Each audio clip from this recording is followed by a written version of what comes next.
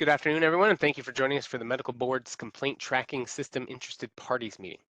Number two, public comments will be heard. Excuse me. Public comments will be welcome following my presentation on the complaint tracking system proposal and the comments received thus far. To be ready for public comment, we ask you please to ensure your comments can be heard clearly by being connected to the audio of this meeting through the proper method. If you're having difficulty hearing the audio of this meeting, it could be because the device you're connecting with has bandwidth limitations. If you do have difficulty hearing the audio of this meeting using your device, please click the ellipsis button at the bottom of the WebEx application or the audio and video menu item at the top of the WebEx application, and then select Switch Audio. You'll see an option to call in and will be provided with the telephone number, access code, and attendee ID that can be used to connect to the meeting audio via phone. Using the information provided, it will automatically disconnect your device's audio and connect your phone to the name you joined the meeting with. By using this method, if you're having audio problems with your device, this will still allow you to participate and hear the audio of the interested parties meeting. Please see the instructions on how to connect link on the last page of the meeting agenda for step-by-step WebEx instructions, including screenshots. Thank you, Dr. Bholat, and Ms. Lubiano, you can now start the meeting.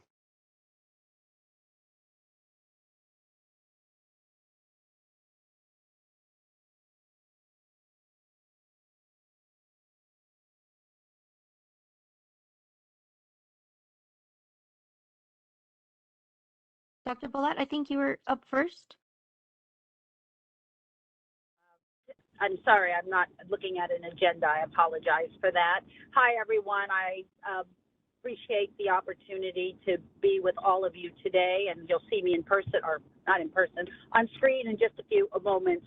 And I don't know what else my script is, but I don't need a script to say this is an important meeting, and hearing the voices from our patients, interested parties is absolutely necessary if we're going to make excellent changes to our processes. So that's my opening comments.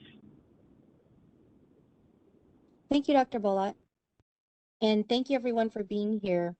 I believe we'll start with Sean, who will be providing a recap of the proposed complaint tracking system and an overview of the comments we have received to date. And so we would like today's meeting to focus on receiving any additional input on the tracking system that was not made previously. So we want to make sure we collect as much as possible, and all of these comments and input from the public will be documented and provided to the entire board at a future board meeting, and also with the staff response as to whether certain requests is technically and legally feasible. So with that, I now would like to turn it over back to Sean. Thank you, Ms. Lubiano. Yeah, we will go ahead and start by reviewing again the presentation from the May 19th, 2022 board meeting. In fact, let me go ahead and start sharing that now. Most of the people on this call have probably already heard this presentation, but I'll give the lightning round version of it, going through it as quickly as we can, just to make sure everyone's on the same page. And then we will go over the comments that were received at the first meeting. There were no additional written comments received since that meeting, so we'll recap those really quick, read through the list of what we had documented from the first meeting, just so we don't have to cover any ground that's already been covered, unless someone wants to revisit one of those topics, and then ask for new feedback. We'll have the hand-raising feature in the Q&A window available for everyone the entire time. If you're on a call-in line, which doesn't look like we have any right now, but they can also press *3 in order to raise their hand that way as well. So yeah, without taking up too much time, let me dive right into this presentation. This was again given originally at the May 19th, 2022 full board meeting of the Medical Board of California. Just want to point out some of the stuff in here, again, being that it's an older presentation, the original requirements and stuff like that, some of the time frames and stuff like that are outdated at this point, but we wanted to give the same presentation. So, just know that some of this stuff may have already changed, but again, just recapping the original presentation given back then. So the primary goal of the system will be to allow complainants easily keep up with the progress of a submitted complaint through the complaint review process. The complaint review process is described in detail on the board's website. You can search complaint review process or find it from the consumers tab. It's titled complaint review process, and it's a PDF that will kind of show all the steps a complaint goes through as it's being processed and investigated by the board.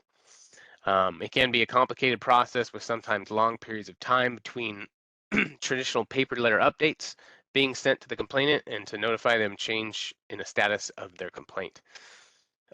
During the process, complainants have to reach out to board staff via phone or email for status checks, which are time consuming for complainants and the board staff, and they're only available during regular business hours. Paper letters take time to be delivered via postal mail and come with the inherent risks of being lost and misdelivered. Additionally, because of resource limitations, paper letters cannot be generated for every update made on a complaint. An online portal solves many of these limitations by being available to complainants with near 24/7 uptime. It can provide all relevant and accessible information in a single interface for the life cycle of the complaint, and it doesn't rely on external delivery services like postal mail would, things like that. First and foremost with a system like this, obviously privacy and security is of utmost important. So to maintain the privacy and security of the information related to each complaint, the complaint data in the system will only be accessible to the complainant who submitted the original complaint. Name and email address information will be required to be submitted with complaints in order to be accessible through the system. First, the complainant will enter their complaint number that they're interested in checking the status of. And next, the complainant will be required to confirm the email address associated with that complaint and solve a CAPTCHA challenge in order to prevent automated brute force attacks. If confirmed, the user will attest that they are the complainant associated with the complaint, and an individual use access code and link will be sent to the email address associated with the complainant. The individual use access code will be valid for a single use and will expire after 2 minutes. So everyone's probably used to that kind of a thing in the banking apps and things like that now, where it's just verifying that second form of authentication, making sure that you have access to that email account that it's associated with there too. In terms of the individual or the information available through the system, the general complaint information displayed will include the date the complaint was received, an open or closed status indicator, the respondent's name and license information, along with a link to the DCA search profile so they can actively go out there and check with that profile if there have been any updates or anything like that. The complainant's name, mailing address, email address, and phone number will be listed there so the complainant can verify that the board has the right information on file should there be issues with reaching out to obtain additional information, that kind of thing. And then the summary information for the complaints when submitted online. So when you fill in the description of the complaint, basically it will show you that information just so in case there's multiple complaints for a particular complainant, they'll know specifically that complaint number is for that particular complaint. And then there'll be a section of complaint activity details, which we'll go through here next. One of the big parts of the process is knowing where it is in the process, and so those are the different units here in the medical board that we organize ourselves in. And so they move through these various sections of the medical board enforcement units and the division of investigation health quality investigative unit. These activities will help to identify the stages of the complaint review process that the complaint is currently in and will show the prior stages that have occurred in the process.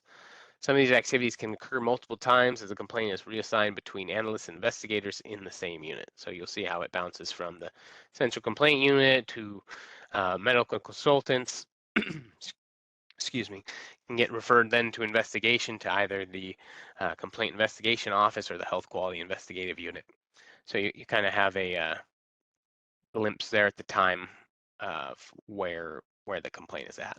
And I think we cover it a little bit later on too, but you'll have the contact information for the particular group that it's with listed in there as well. At any stage of the complaint review process, requests for information, including but not limited to medical releases, interviews, death certificates, etc., can be requested from the complainant, the respondent, prior or subsequent providers, or a coroner. These activities will indicate when requests are made and when the responses are received. Depending on the number of involved parties, there can be multiple of each type of these requests listed on a complaint. If multiple requests are made to a particular involved party, one request may indicate that a response is received, while the other requests remain open until all responses are received.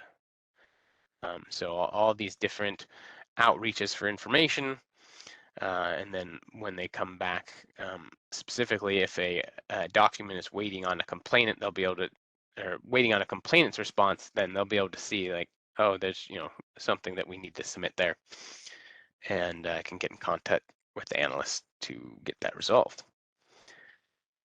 In terms of disposition, these activities relate to the final stages of the complaint review process when analysts review and investigation steps, when an analyst's review and investigation steps have been completed and decisions are made whether to move forward with an accusation, to refer the complaint to the citation and fine unit, or to close the complaint without further action.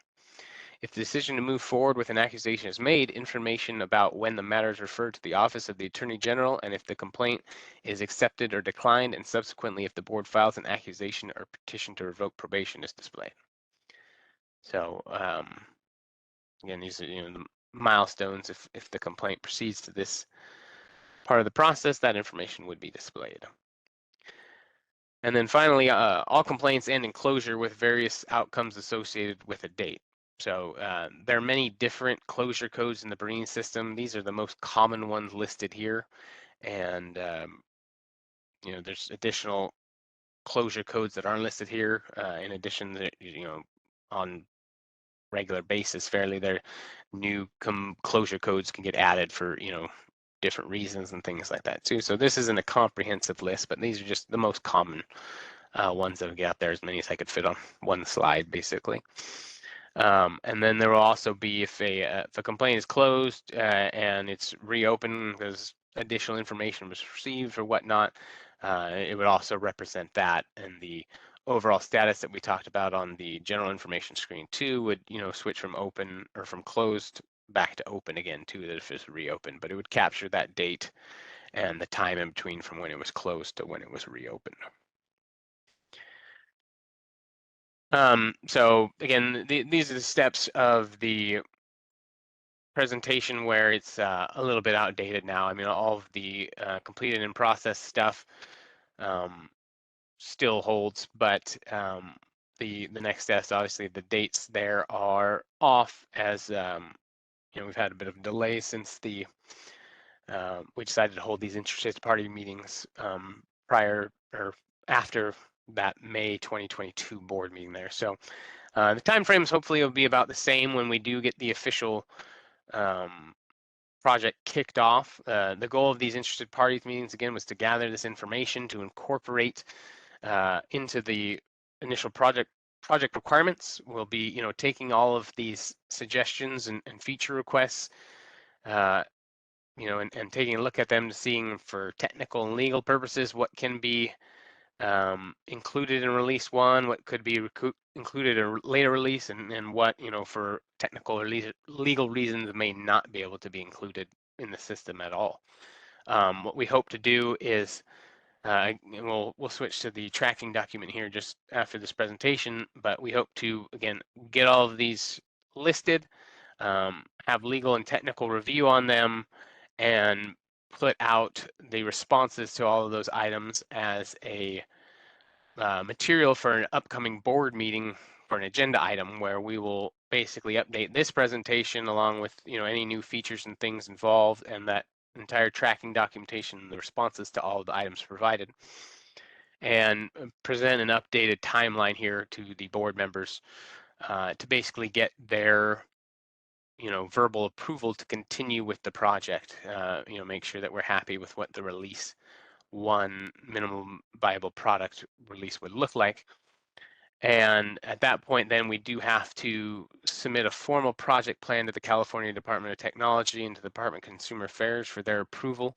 It's called a Stage 1 Business Analysis Plan, where all those features, and that's where we have to get all of this documented and make sure everyone's on the same page, because all the features and requirements have to be listed in that document so that the project plan can take that into account for development time, testing time, and eventually release time, and see if additional requirement is required by, additional overview is required by the California Department of Technology in addition to the oversight that we have with from the Department of Consumer Affairs in general. So some future enhancement plans at the time of the original presentation was having some of the automatic email notifications when a complaint is initiated. We're actually in the works on that and working on a generalized email that would go out to any email when a complaint is submitted online with a email address for the complainant. And we also actually want to do it if a paper complaint does come in. Paper complaint's a little trickier because you have to read the email address off of a paper complaint or something like that. So there will hopefully not be too many transcription issues with pulling that kind of stuff in, but we're on the way of making that happen. I do hope that that is available by the time we do get around to MVP release 1 on this complaint tracking system project. It'll help notify complainants of their complaint number, so they don't have to wait on the paper letter to be delivered to them for quicker and easier access to the system. Things still on the agenda for a later release, probably not release 1 because of technical reasons and limitations. Additional development will be required. We want to have a viewable electronic copy of the original complaint form that complainants submit via paper. So again, I mentioned earlier the description that is provided on an online complaint when you submit that online through Breeze. That's already in the system, so it should be rather trivial to redisplay that. But to scan a copy of the original complaint form and make that available for the volume of complaints that we get, it's going to take a little more development and integration into the Breeze system. But hopefully that can be available shortly after the release 1. We want to make all copies of all letters sent to a complaint available through the system. Someday it could even perhaps replace mailing of paper letters, since a lot of people like email correspondence and looking things up in systems more than paper nowadays. But there'll always be a need to have some sort of paper involved in the complaint process. But it would be nice that if the postal mail takes multiple days to get that letter to a complainant, that it's available to them instantly through the system. We'd like some messaging capabilities between the complainant and the currently assigned analyst and investigators. Like a not necessarily a real-time chat back and forth, but a way to post a message back to the analyst or investigator. In addition to having their phone contact information, there would be an email form that you can basically fill out to send that individual an email. But it would be also nice if there was a little bit of a chat log or something like that, where again, it wouldn't be real time, but a message could be posted and appear for the analyst directly on the complaint, so that they wouldn't have to go back and forth between their email and in different different contact methods. And then finally, we would like to have the ability to upload additional forms, medical releases, could be any material really, but we would like to have the ability to update that or to submit that information after the complaint is initially submitted, where additional information could be provided instead of just doing it through an email, which has size limitations and things like that. We'll have a way to upload them through a form. There's a lot more technical requirements to doing that, as all the attachments have to be scanned for virus protection and things like that, and so a little more integration involved there. So we're not looking at that for the release 1. It'd be a great feature, but it's a lot more technical of a challenge. So we were going to try to again get the minimum viable product out and then loop back to some of these things that will just take additional time once the general information is out there for folks. So that's a quick recap of the presentation again that was made at the May 2022 board meeting. It's still the basic plan. I'll go ahead and flip over to the log of the requests that were made in the first meeting that we had back in March, and I'm going to try to get this as big as I can for people.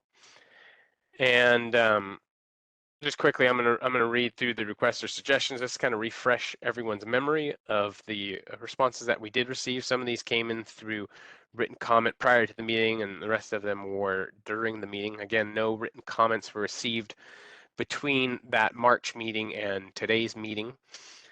As of early this morning, when I checked with our executive unit.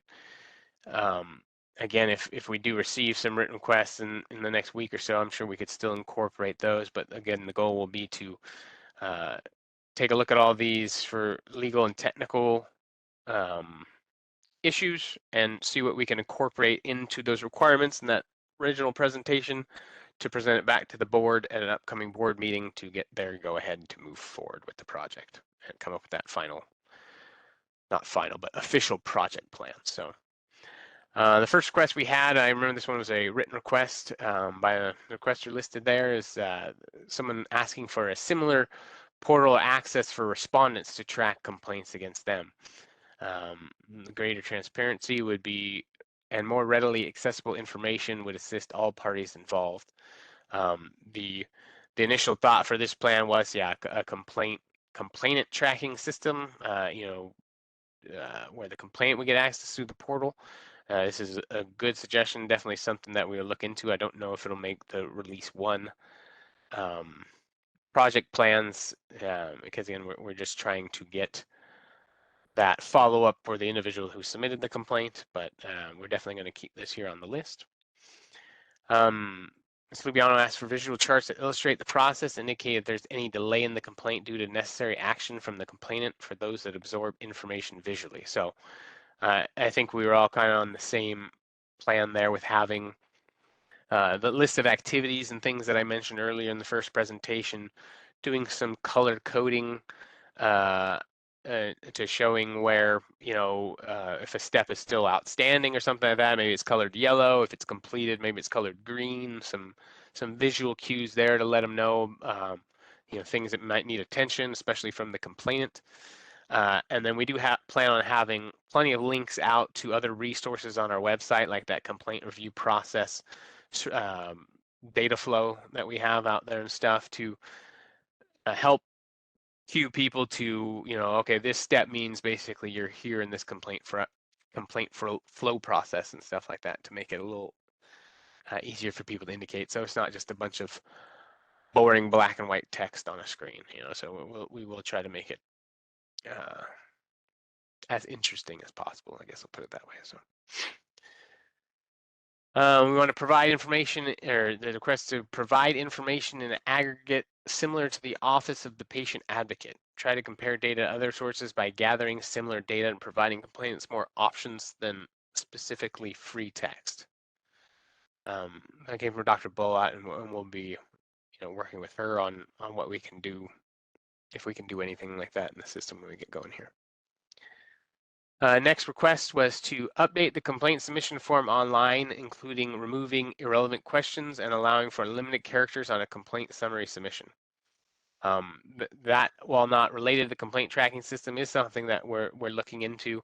It can't be unlimited, but certainly increasing the information allowed to be submitted, reorganizing it to, again, remove some of those questions that aren't relevant to medical board complaints, and organizing it better so that the space that is allowed, right, is used for its intended purposes and not trying to jam everything into one, description field or something like that.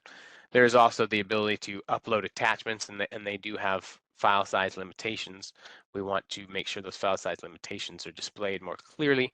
And then when someone has a long narrative, instead of trying to jam it all into that description field, we want people to, attach that as a file to the complaint so that it can be all put together ahead of time. Makes the complaint submission on the complainant a lot easier. So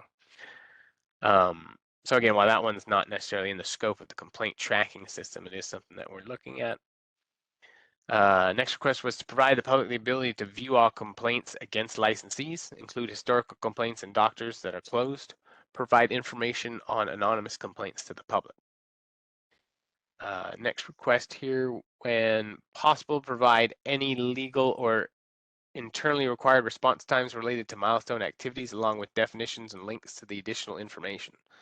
So I believe that one was, if there was estimated timeframes to respond, or not to respond, but to complete an activity, if there was, expectations that something would be completed by a certain day, things like that, that we could provide some general information that will allow someone to expect when something should be completed by. Next request was to give the complaint information about scheduling and completion of the respondent interview. Excuse me. Then next would be monthly updates sent by email to the complainant with milestones in summary format. If there's no update, to still give a summary of the current complaint status. Let me scroll down here a little bit. The next request here is a QA supervisor to review the accuracy of the data. QA standing for quality assurance. I think we shortened that there. Next one would be email notifications when there's been a change to a data in the complaint tracking system. This one related back to item number 5. If a complaint information can be made public, include patient type who filed the complaint. For example, if it was a patient or family member who filed the complaint. So I think we can. The next number 12 here, the complainant should be able to upload files relative to the complaint. I mean, this is one of the feature enhancements we'd already hoped to incorporate there, but certainly hearing that's of interest to you guys helps prioritize those. So thank you for submitting that one. The complainant should be able to view documents related to the investigation from any source. So that sounds like that's asking for more than just the letters and things plan. So we'll have to review that one here. Number 14, the statute of limitations should be displayed in the system with definitions and linked to relative information. We'd already planned, again, linking out to some other resources on our site and stuff like that. If that statute of limitation can be displayed, hopefully that'd be something that we could incorporate. Recordings and voicemails, et cetera, being able to be uploaded through the new system. Again, we hope to enable that feature in the future. That's on our future enhancement release plan as well. When I hear recordings, I immediately just jump to video recordings, voicemails, and things like that. They're audio only is a little bit smaller. There still will be some file size limitations, just how there is when you're submitting the complaint initially, and you can attach files. So we'll have to see how much those limits can be increased and things like that. But the main goal would be forms and things like that we can get back and get submitted that way. Investigators have other mechanisms they can use to obtain files like that if needed as well outside of a system like this. So if it's a large file, there might be a problem with our initial plans for having some file upload capabilities. If we're talking hundreds of megabytes or something like that. Just again, it all depends on the file types and file sizes, things like that. Allow an involved party that is not the complainant to access the complaint tracking system. For example, government agency forwards a complaint and then the board reaches out to the patient, provide additional information, and wants to follow up on the status of the government agency complaint. Include in the response different sources of complaints received and whether they would have access. That's something that we'll take a look at. Number 17 here, allow access to a government forwarded complaint related to consumer complaint involving the patient through a link in the consumer submitted complaint. So that sounds like being able to access related complaints through the system. So that's something we'll take a look at. Number 18, include the statute of limitations in the monthly email update requested in item 8. So we had number 14 was regarding the statute of limitations. This one's specifically to include it in the email request from item number 8 up there. So all those would be dependent on each other, but we'll certainly take a look at those. Number 19, allow patients to review the status and materials of an 805 complaint if related to the incident indicated in the 805 complaint. So again, that kind of falls under the related complaints category. And well, again, I have to get all these reviewed, but that was the request on that one. Scroll this back down again. Sorry, I know I'm trying to go through these quickly, so we have plenty of time for comment, but we can, if anyone does have any of these they'd like to just, add on to or discuss further, we can certainly talk about them more. See the total, number 20, see the total open complaints against the subject while logged into the submitted consumer complaint.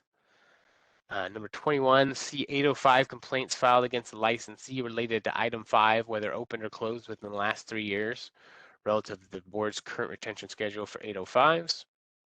Number 22, show the analyst or investigator assigned to the case, and if there is a change, provide email notification to the complainant with contact information. Include a link to the complaint tracking system to log in and find the contact information of the staff member assigned to the case. Number 23, have the ability to send a request for contact notification to the analyst. Possibly find a way to track and elevate a complaint to a manager if an analyst was not responsive, including in providing the status for a medical consultant review. Number 24, include common turnaround times with the definitions when possible, so complainants have a suggested follow-up timeline. Link to items regarding definitions and service level agreements. We had another item up above a little bit related to that, but yeah, a goal will be to have links out to as many resources on the medical board website as possible for that type of information. And finally, number 25 here from the last meeting, at least, was to notify the complainant through the administrative process, including future submission of applications for reinstatement or early termination of probation. Additional notification should be sent if reinstatement or early termination of probation is granted. I will say the initial plans for the system was to have access to a complaint for a to be determined amount of time after a complaint is closed. Since those items can go out in the future, it would probably have to be through a mechanism different than the complaint tracking system, but it's certainly something we'll review with legal and technical staff to see if there's something that we can do about that. So that concludes the written comments and public comments that we received from the first meeting. The Q&A window, let me get some of this stuff ready to go here, but the Q&A window and the hand raising feature there available for anyone wishing to make a public comment. I'll go ahead and get myself organized here. I have with me also from the Information System Branch, Nicole Kramer, who helped in the last meeting. I'll be helping to take notes. She'll be helping to take notes and ask kind of exploratory questions from folks so that we can best get your ideas best documented on here for later review. Q&A window, sorry about this. If you can't find the hand raising feature and you'd like to just use the Q&A window, you don't have to type in the full question in there, because what we'd like to do is have a narrative with you. So you can just type in, you'd like to make a public comment or something, type anything in there, and then we'll call on you and the name in there. If for some reason you're unable to unmute your microphone, we'll ask you to submit your comments in writing to the webmaster at mbc.ca.gov. So we'll proceed on to 2C now and ask anybody that has public comments to go ahead and raise their hand or type something in that Q&A box. I see here a question on the Q&A saying that someone arrived late and they'd like to get the materials online so they can catch up. The PowerPoint that I presented was the same one from the May 19th, 2022 board meeting. So you could go back to either the May 19th, 2022 board meeting or the March 2023 interested parties first meeting, where we went through the same presentation there. It's just the same presentation that was given at those meetings. So if you caught it then, it's the same one. And again, the goal would be to take all of the inputs that we get from this meeting, review them, see what can be incorporated in the system, respond to everything documented here and everything that we add today in the form of a material for an upcoming board meeting, where the complaint tracking system release 1 plan will be heard by the board and will request approval to move forward with the stage 1 business analysis plan with the California Department of Technology to officially start the project. So first request here we have is from Marion Hollingsworth. Marion, you should be receiving that prompt on your end. We are asking people to, loosely stick to a 5-minute timeline. I know we went over that last time. I'll just throw that out there. I think we'll have plenty of time, hopefully, to get everybody's comments today. Good afternoon, Marion. Hello, how are you? I'd like to have some questions here. Do you get the information about the online info and how to access it when you file a complaint? You already answered the question about downloading the info. And can this information be shared? Like if I make a complaint and I have family members in various other cities, can they access it as well? Or do I just have access to it? And if so, can it be shared? It can't be shared. It's the complaint on the complaint can have one email address associated with that, and for the security and privacy reasons, that individual use access code will be sent to that email address. So only the person that has access to that email address would be able to access the system. Well, I could forward it to somebody else feasibly. Yeah, I wouldn't say I would recommend that. They do timeout. There's a short time to live for those access codes and things like that for security purposes too, right? We don't want somebody who shouldn't have access to your email address being able to get access to that stuff. I wouldn't say that it would be a supported thing, but certainly, right, we can't stop you from forwarding information or taking screenshots, sending along to people, that kind of thing. I mean, Okay. to best protect people's privacy, yeah, we do have to have that multi-factor authentication there. And if someone were to file a complaint, would they then automatically be enrolled in that computer system that they would be able to see how it's going, or does it like a wait time to see if it's been accepted, or how does that work out? The goal would be that first feature enhancement that I read about was a email going out to the complainant if an email address is provided, that at the same time that is being entered into the system. So if you were submitting a complaint online, that email will go out, very shortly, within minutes of basically, excuse me, I'm feeling like I have to say, I'm sorry. That email would go out very shortly after that email or after the complaint was submitted into the system. If you send in a paper complaint, right, there is delays on that getting delivered to the board's analyst typing the information into the system and getting the complaint all set up, as we call it. But once that information was entered into the system, it would trigger that same email address to go out again if an email address was provided for the complainant. So, the delays in there are just processing due to dealing with paper and stuff like that. But the goal, for the online complaint system or for the online complaint submissions is that, you would provide all your information there. The complaint email notification would, go out same day, and you'd have your complaint number at that point.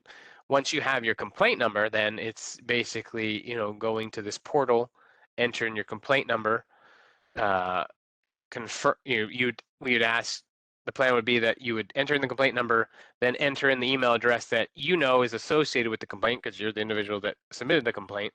If that matches the records in the background, then the one-time access code gets sent to that email address, and you can log in there from the link and the one-time access code provided in the email address. So there's no formal registration process or anything like that. The act of being the email address submitted with a complaint is what provides the access.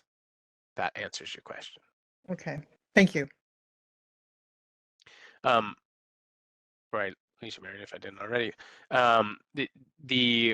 Did you want your first? You said you had some questions. Do you want me to document the ability, the request to have the ability to share login information, or? Okay, either login information or share the information from that site to like other family members, like, when I had mine with my father, I had siblings who were and grown children who were interested. So like to share with other family members then, even if it's not on via an email. Just to chime in on that, the board won't be able to stop you from sharing that information, like Sean said. Just like if you were to call and get an update that yes, we've received your complaint, it's been reviewed, we've asked for your medical records, that's something that the board can't stop you from sharing right now. Mhm. The board wouldn't share that with anybody else from the public, but we can't stop you from doing that. Okay, thank you. Having the single access point, is really critical part of the privacy and security of the system. Opening that up introduces a lot of risk and stuff like that, but we'll document it here and then see again what we can come up with if there's any legal or technical challenges or solutions that we can think of. But I'd rather document it than not. Your second one was a question, and if I didn't, I might have just gone through that a little quick in my introduction, a redoing of the presentation from the May 2022 board meeting. But yeah, that one would be just basically if the email address has to be on the complaint. So again, if a complaint was submitted anonymously, didn't provide any email address specifically, I mean, even if they provide their name and telephone numbers and everything else there, if we don't have an email address, the way this whole thing works is by sending a code to that email address to assure that they were the original person who submitted the complaint. One of the technical challenges will be if that email address needs to be updated during the life cycle of the complaint, how to ensure that it's the actual person that we're dealing with wanting to change their email address and not somebody purporting to be that individual trying to gain access to the complaint or something like that. So initial release 1, there perhaps may not be a mechanism to change that email address, because release 1 is again just about viewing into the complaints. At least that's our initial plans. We're going to see what we can incorporate into release 1 from all of these public comments, but eventually there'd need to be a way that a complainant could update their email address, just if they no longer have access to that old email address or something like that. We have the same challenge with our applicants and licensees. And when they had one email address, they no longer have access to that for maybe a change of employment or just using a different platform or something like that. It's really easy if they still have access to the old email address, because we can verify by sending them an email to that old email address and say, make sure that you got this one, and then we know that they have access to it by clicking a link in that email or something like that, and then we let them type in a new email address. But when they don't have access to that old email address, it gets a lot harder to prove, over the internet that someone is who they say they are. So that is definitely a technical challenge that we'll be looking at for release 1. Okay, well, thank you, Marion. If nothing else, I think I'm good. Thank you. I'll call back if I have more. Very good. Thank you. Next up here, we have Eric Anders. Give me a second to find you here, Eric. There you go, Eric. You should be receiving that prompt on here. Hello. Good afternoon, Eric. How you doing? Can you hear me? We can. Okay. So I'm just a little confused about all this. By law, once a document is published online, it becomes a public document and it's subject to a public record request. So what's the purpose of creating all these hurdles to make people log in and to see these documents and statuses if it's public information that can be discovered through a public record request and people can just share their login and password anyway? It seems like a lot of money to spend creating a system that's basically making it difficult for people to see public information. This doesn't go to the transparency of the board. That's why I keep pushing to make all complaint information public, like the Contractor State License Board does. I realize it's in their law and not in the medical boards that allows them to do that, but that's all the more reason to be focusing on getting the law changed rather than these incremental changes in the computer system that just selectively hides this public information to people. It just seems to me like we're now creating more obstacles and hurdles for people to see public information when we should be pushing to make all of the information public to everybody in the public.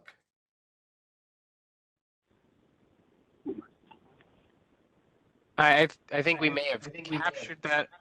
Sorry, I'm getting a little bit of feedback in here there, Eric, but I think we captured that here in items 5 and Yeah, we did with the whole making everything public, but it just seems to me that it kind of negates this entire process. This creating of this portal for people who have filed complaints to selectively get information that's already public because you're publishing it would be not necessary if all of the complaint information was public to begin with. We're creating a portal now that only select people can get into the system to see information that is public. I could still, even like, let's say Marianne goes in and she has a complaint and she wants to, file a complaint against a doctor. So she'll have her password. She can get in there and see that information, which is public information. I can do the same thing without a password. I can just file a public record request and get the same information because it's public information. So what is the purpose of creating this portal, spending all this money to create this program when you're just giving certain people a password and a login to see public information? I can't debate the legality of what's public and what's not to a complainant versus the public, Well, I'm telling you, it's once you publish a document online, it's a public document. And it's subject to a public record request. This is, I mean, if you're talking about like accusations that are published, yeah, that's public information. But I'm talking about whatever is going to be made public to these people who have a password to get in. Once you publish it online, it's a public document. This is not being published online. This is would be a secure system that people can log into to get an update. Carrie, that's a publication. Okay, well, we're not going to argue about it. Well, that's because you're wrong again. You think you know everything, but you're wrong again. Once you publish something online, it is published. It is a public document. Look it up, Carrie. Don't act like you know what you're talking about when you don't. Okay, well, we'll just agree to disagree for right now. No, because you just don't know everything. Just because you're a lawyer doesn't mean you know everything. You've been proven wrong countless times before, Carrie. Mr. Anderson, if you have an item you'd like me to add to our tracker here, I'd be happy to do so. Again, I don't want to. Today's not about arguing about legal definitions, things like that. I know. So tell Carrie not to argue with me then. The point is that we don't need this system if we just make everything public. If it's a public document to begin with, if it's information that you can give to Marion with a password, it's information that can be given to me through a public record request. Marion has no more right to that document than I do simply because she has a password. Mr. Andrew, I'll encourage you to bring that up when you speak to the full board meeting. Today is again just about gathering those requirements. If you want to but encourage the system, don't just reprimand me, reprimand Carrie because she was arguing as well, but nobody reprimanded her for arguing. I'm not reprimanding anyone. I'm just trying to you did accomplish what we did here and get the task documented. So Carrie decided to argue with me, and then she took it out on me like she wasn't arguing. And then says, "Oh, I'm not arguing," but she's in the middle of arguing. God.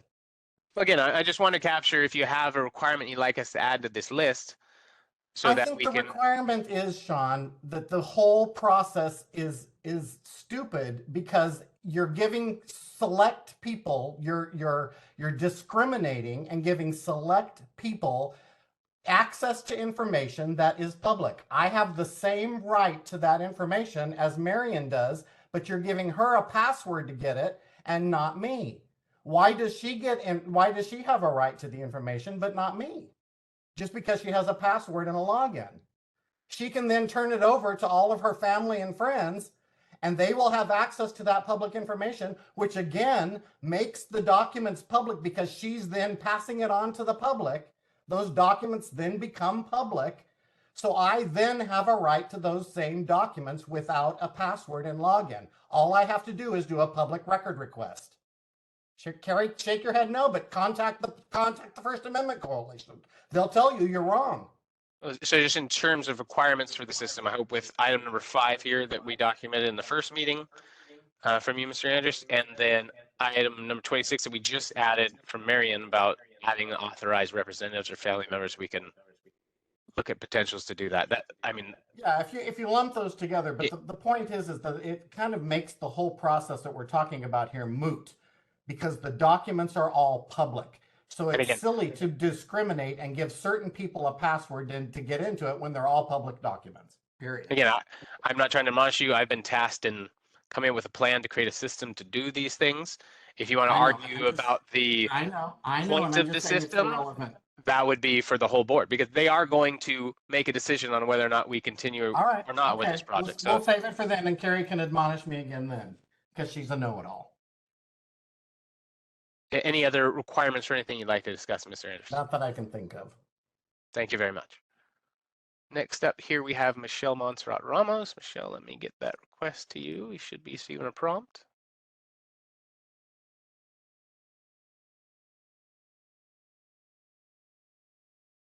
Looks like your line's open. Michelle, you there? Good afternoon. This is Michelle Montserrat Ramos. I'm a consumer watchdog. I'd like to thank you for moving forward with this project. It will help many members of the public keep track of their complaints and should make it easier for staff as well. One of my general questions is how many of these recommendations have gone through legal review yet? At this point, none. We decided to have 2 of these meetings, and the full finalized list will then go through technical and legal review. Yeah. Okay. Before we present to the board, and I don't want to make any promises if we make it to the next board meeting or things have to be posted online and planned ahead for and stuff. So it will be an upcoming board meeting. That's all I can tell you at this point. How'd you know that was going to be my next question? My next question was going to be whether it was going to make an interim meeting this year, if it would at least be before the board by the end of the year or not. I think that's reasonable. But when you said interim meeting, we have an interim meeting coming up Next week on June 29th. So it won't be ready by then. Right. But we all agree this is a important project that we're excited about. And so I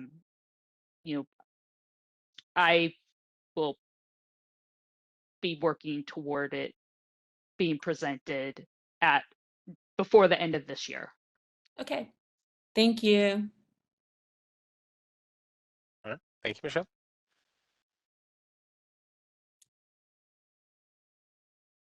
So yeah, again, nothing in terms of requirements there I can document there, Michelle, but yeah, hopefully we answered your questions best we can for right now. I don't know, it's an encouraging sign that we're not a whole lot of requirements. Hopefully maybe we captured it in the first meeting. I'll again ask anybody who'd like to make a public comment or suggest anything to raise their hand. I want to make sure we get everybody heard. Miss Lubiano, I see your hand coming up. You're free to chime in whenever you'd like. Hi, Laurie here. Can you hear me okay? Yeah, we can. So I was just looking at my notes from the last meeting, and I think Eric had made a comment about saving features, and I wanted to make sure that that was reflected as a requirement, whether it's save as you go on or, let's just make sure that there is a save feature, and ideally, I think saving as you're moving along would be best. So I wanted to make sure that that was on the list. And then another thing I wanted to ask Sorry, Miss about is, Lubiano, I don't recall that. Miss And the Lubiano, were you, I think, Sean, I think I might remember, I believe he's referring to, and I mean, maybe we can ask, but when you're going through the Breeze submission process of submitting a complaint, sometimes if you're typing for quite a while, it will time you out in the middle of your submission. Is that kind of what you're remembering, Miss Lubiano? yes. Yeah, and that's a function of currently how Breeze works, which wouldn't be affected by anything we could do with this system, unfortunately, which is why I think it wasn't documented here, because that's a Breeze limitation versus what we can address, unfortunately. Okay. And so for clarification, so this is a tracking system for when someone submits a complaint. So where they submit the complaint is through Breeze, which is separate from this? Yes. Okay, got it. Where Okay. they submit the complaint will still be through Breeze, and then it will filter information into this system because Breeze is our, database of record. So information will be filtered into the system, and Breeze will send the notification to the individual with their unique identifier and things like that, and then we'll have the multi-factor authentication through a different type of process as well. Hopefully that clarifies a little bit. Okay, thank you. Mm-hmm. And then the second thing I wanted to follow up on is, so, and we may have covered it, I'm not sure, but if a document is missing, I think we would be highlighting that somewhere, right? And perhaps ping the complainant, whether it's with, with a visual notification or color coding that, hey, something is missing, or, this document is missing. You mean like a medical release form or something when you say document? Well, so in the different, okay, let's say they submitted the complaint. And so now their complaint is in the tracking system, and the tracking system is showing where their complaint is in the process. Will it go to the granular level to show the complainant that you're at this stage and you're stuck here, so to speak, because you're missing X, Y, and Z? Will it go to that granularity? And if so, can we highlight that to make it clear to the complainant what is missing? Yeah, so we have a couple of the different types of activities for requests listed here in the presentation. Some of these are for the complainant. Some of them are, to a corner and things like that too. The ones certainly that would be for the complainant, we could have those colored, like yellow, or I had to make it red or anything like that. But basically, something to show that action is required here. Whether or not that's holding up the rest of the complaint processing, the system's, probably not going to be aware of that. It could be the single thing holding up the complaint. It could be held up for 10 different things. But certainly if it was worth putting an activity out there and requesting some sort of like a medical release, for example, and we haven't received that medical release from the complainant, then that would, visually be indicated in the system that we're still waiting on this from you, basically. Something like a hospital record request or something like that, the idea would be to show that we're waiting on records from somebody else. It is important for the complainant so they understand it's it's maybe in this holding pattern because we're waiting to receive these records and things like that, and they'll be able to see how long it's been waiting for and stuff like that, to ask questions of the analyst and stuff like that. But so certainly the items that the complainant can do something about, right? Those ones will color code or do something different where it will indicate to the complainant, maybe someday we have, the form attached there so they can fill it out and send it back in and through or something like that. It should have been something that was either emailed or mailed to them previously. And if it shows it's still outstanding there, they can go find that information or reach out to the analyst to get it, finished up outside of the system. And just Okay, to add a great. little more business process clarity for Ms. Lubiano, there are times, let's say, where we may not be able to get records, even if we've already received a release. So we may have to move forward with the subpoena process. So although the records may not have been received, the process may not be held up, if that makes sense. So the complainant may not be able to do anything about that, although the records may not be received. So we will still make them aware of those, you know, whatever's approved to show legally, um, those types of milestones, but I don't know that we could tell the system, you know, uniformly, if this isn't received, the process is being held up versus, like Sean said, what the complainant may be able to do in order to, you know, send the release or whatever it is. That may be more likely for us to be able to do. Got it. Thank you for clarifying. I just wanted to emphasize that whatever we can do to make, the information as most transparent and clear to the complainant that, the ball is in their court perhaps, and we are waiting for certain documents, whatever we can do to make sure that that is clear. I think that's important. Sure, we Thank you. welcome that because we know that not everybody understands the process as well as, let's say, we do. So we welcome any type of things that help with, you know, highlighting or ways that complainants can tell better what is required of them. So thank you for that. If it was a linear process like the delivery of a package or something, right? You could have, A goes to B, goes to C, goes to D, and we're done. If you look at the complaint review process documentation out on the website, it's a snaking along loop of complexity, and that's just unfortunately the nature of the complaint process. But the anything we could picture it being like a shopping list almost, and as this item's completed, it's marked off done, and maybe that mark off is, hey, this thing's now green and it's got a start date and it's got an end date. And some things will be just what we call a point in time, where there's just one date associated, meaning that this happened on this date and that's it. But when something like a medical release comes out, it'll have a start date, and until the end date is filled in, basically that thing can be yellow. Or if over a certain period of time we wanted to turn red, right, we can do that.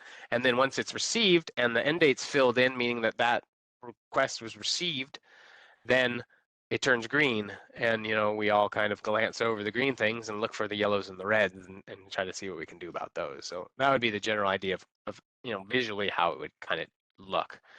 But yeah, there won't be any simple like, oh, if you do this, it moves on to step C. It's not, there's too many factors at play to have it showing like in a flow chart kind of a thing. So best thing we do is point people back to the complaint review process, and they can see kind of where they're at from all of the information cumulatively. Dr. Bholat, I think I got you promoted up here. I think I saw your hand go up when you were still on the phone line, but I didn't know if you had any questions too. And Ms. Lubiano, if you have any more too, I just wanted to let Dr. Bholat know I'd moved her up into the panelist section there. Oh, thank you. Can you hear me? We can.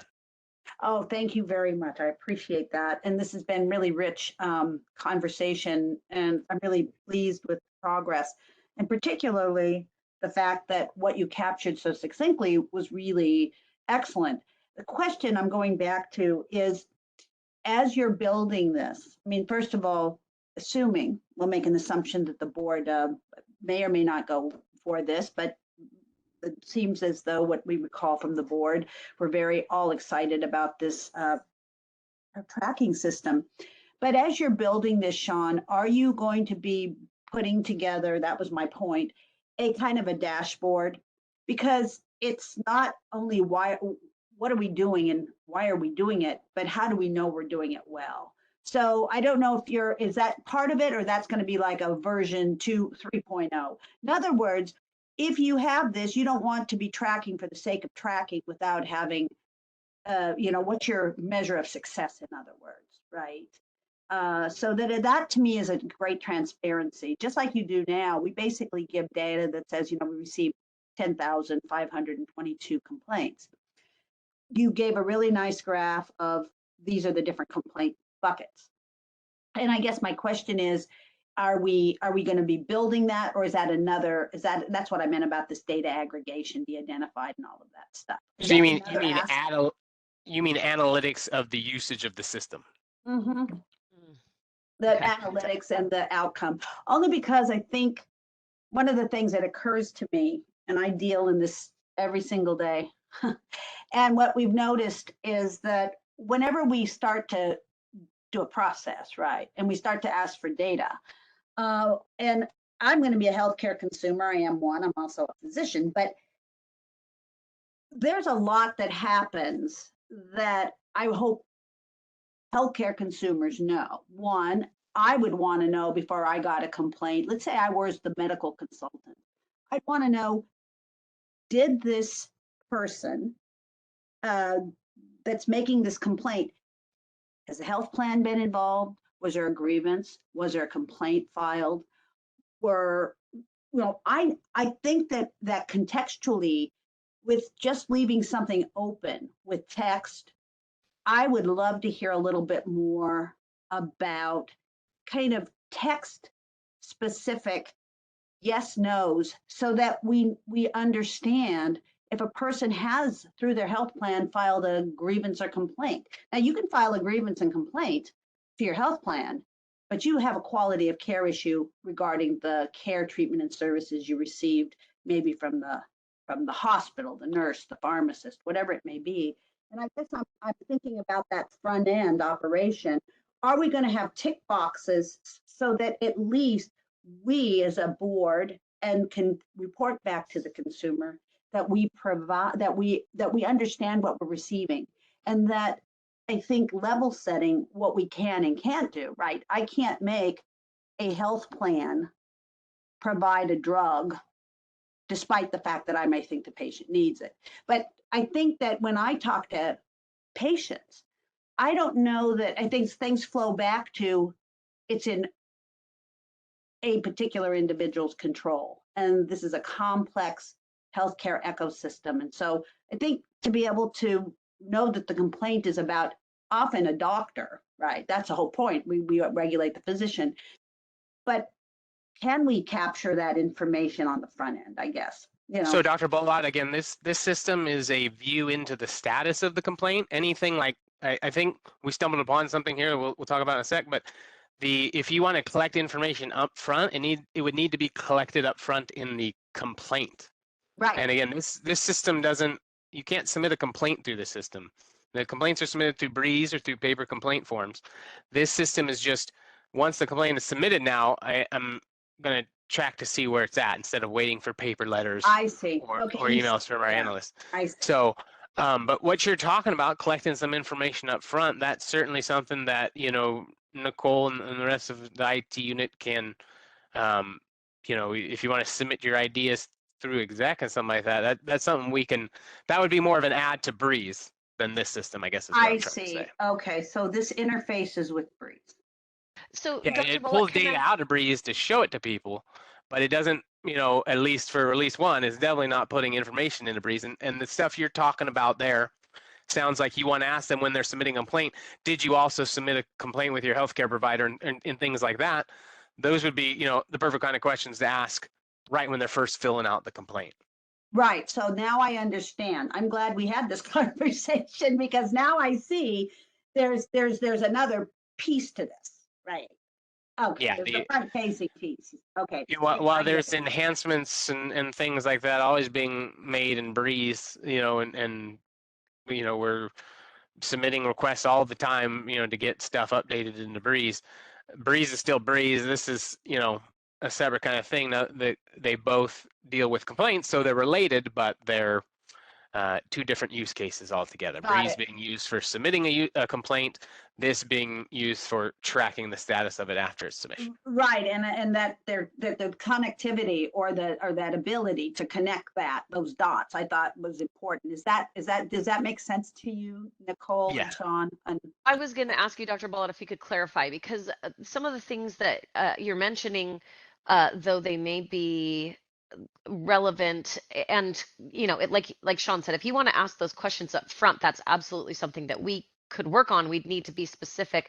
But some of the things, for instance, if an insurance company doesn't cover the medication the individual wants. We do get complaints like that. The know. unfortunate thing is that we just don't have jurisdiction over that. So Uh, all of those complaints currently would be tracked in no jurisdictional manner. So we do have, like you said, though, the ability to capture some information on the front end, especially in we could do a format where the individual could, free form, free text, give us that information. The only issue is it sounds like you're wanting to aggregate it. It gets tougher when we let people free form versus a yes, no, Oh. which I know we get less, but it's really hard to aggregate information when we give them that, the ability to free form.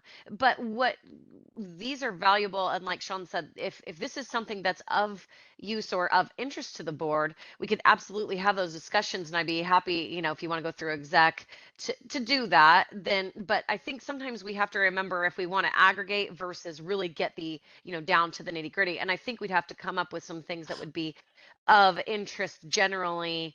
Because, sometimes what I do hear from complainants is that our complaint form already takes a long time to get through, right? Because we do ask a lot. So you may also, we may want to find the things that are of most interest to us. Yeah, if we're gonna I'll report take it this that way. offline. I'm all about yes, no, and I don't think the text, unless you're going to use AI, makes a lot of sense because it takes Sure. way too long to read. So yes, no's up front, but then providing feedback to the complainant. If they say yes or if they say no, and it's related to something that's out of our jurisdiction, then that it would be nice to just say it's in the non-jurisdiction file. Contact your health plan. I'm just thinking about Yeah. the communication loop. But Yeah, and we do. My understanding is that, let's say we do get those, we do tell them, and in a lot of cases, we actually don't even say go to the Department of Insurance. We actually forward their complaint on behalf of them to the Department of Insurance. Let's say, the appropriate entity, at least as we can identify it. So, again, I think that is good information to have, because then we can see, like, are they getting more of our complaints? Are they getting, they getting more of our, one way or another?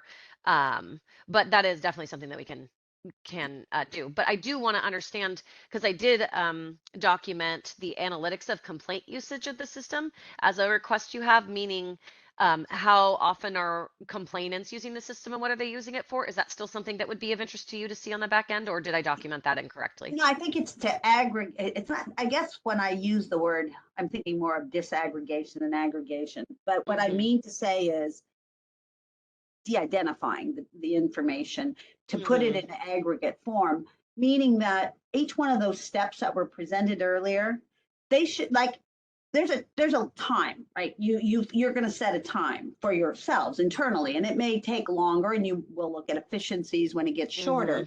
So I'm talking about for each one of those buckets as you will move across the time frame. And we we do meeting goal.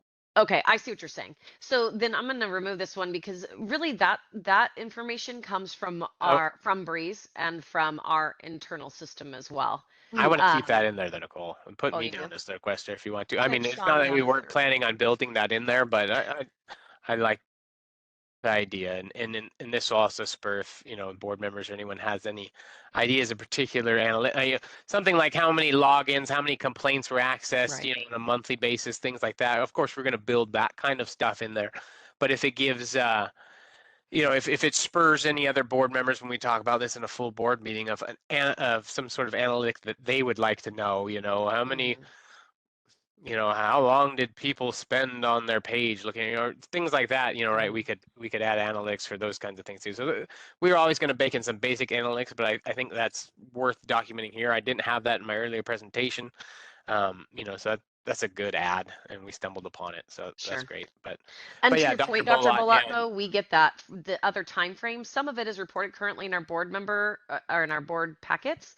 But if there are specific pieces of the puzzle that you feel are missing and aging, it wouldn't come from this system, because we have a system that aggregates and ages our data and could provide it differently. So again, that's something that we can absolutely work with you to gather if you're feeling that maybe what we're presenting isn't enough in our annual reports or our board documents. We'd be happy to do that. Right. Thank you very much. Sure. Yeah, that too would come straight out of Breeze. So yeah. And I wanted to touch on, you had mentioned success of the system in terms of some of those other things that you're mentioning too, but I want to just point out too, because I think I glanced over it in the next steps of the original presentation. But so that whole stage 1 business analysis plan, that after we get the board's approval to continue on with this, and we've kind of all agreed upon the first requirements, that stage 1 business analysis plan is a formal requirement of the California Department of Technology when you build systems of a certain size. And the whole point of it being that we will list in there every one of these requirements, every requirement from the original presentation, everything we plan on doing in that first release. And then the success of the project is dependent on, did you meet the requirements and the objectives that you set out when you documented when you first came up with this project plan. That's the whole point of doing that kind of a system. So if we say that you'll be able to log in and see the opened and closed, I'm coming with a real simple requirement here that we can all agree on that's definitely going to be in the system. When you log into the system, you will be able to see whether or not your complaint is opened or closed, right? That's a easily testable outcome of the system when it is completed and developed.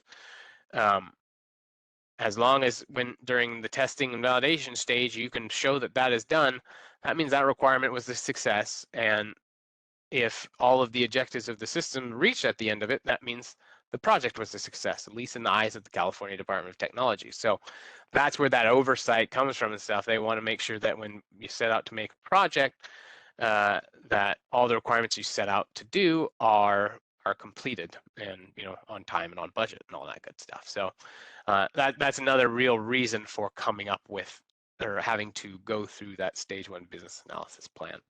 And then the California Department of Technology, based on the risk they see in the system, they will decide whether or not they need additional oversight through the various milestones of building the system and stuff like that. So.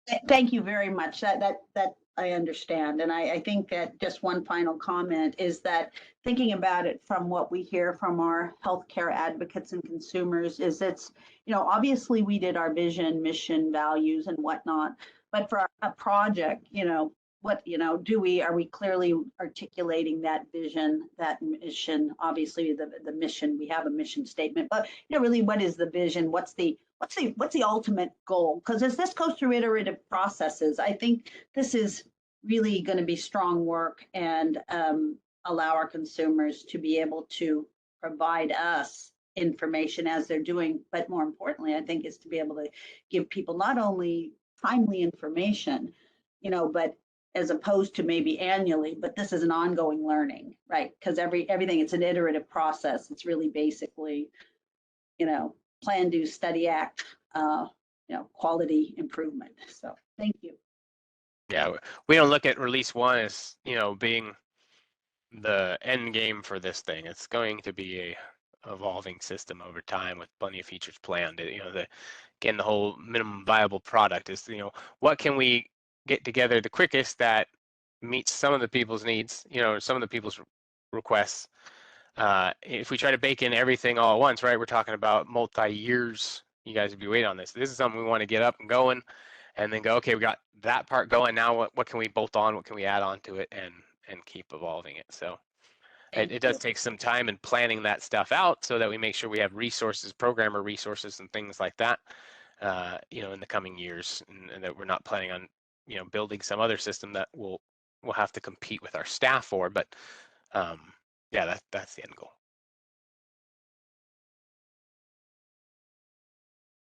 So again, I'm not seeing any other requests for public comments here.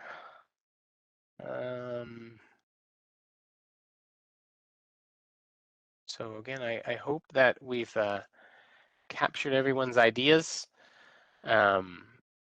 So the goal will be now to take this. We did do some wordsmithing of the initial requirements since that March meeting. A couple more we added here today. We should be able to take care of that pretty quick. And then again, we'll be sitting down with our development team and look at the technical issues, technical solutions and issues that some of these could present. And then again, having legal counsel review any legal concerns.